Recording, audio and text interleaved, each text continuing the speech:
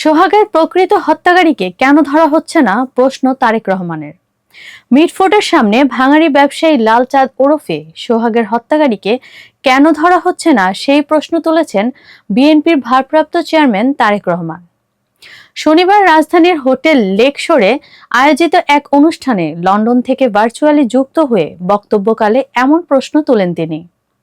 বিএনপির ভারপ্রাপ্ত চেয়ারম্যান বলেন, পুরান ঢাকায় যে ঘটনাটি ঘটেছে, যে ছেলে মারা গেছে তার সঙ্গে হয়তো যুবদলের সম্পর্ক আছে, কিন্তু যে খুন করেছে বা যে হত্যা করেছে তাকে অন্য জায়গা থেকে নিয়ে আসা হয়েছে বলে আমরা খবর পেয়েছি।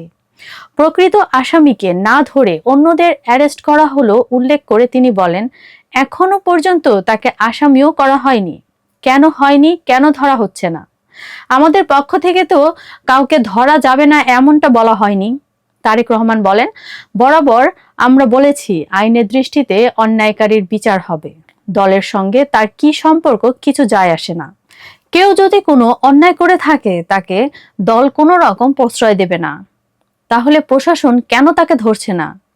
আইন শৃঙ্খলা বাহিনী কেন তাদের বিরুদ্ধে ব্যবস্থা নিচ্ছে না? প্রশ্ন তুলে তিনি বলেন, আইন শৃঙ্খলা বাহিনীকে চালায় সরকার, তাহলে সরকার কেন তাদের বিরুদ্ধে ব্যবস্থা নিচ্ছে না? দলের হোক বা অন্য কারো বিরুদ্ধে হোক, সরকার তাহলে কেন ব্যবস্থা নিচ্ছে না?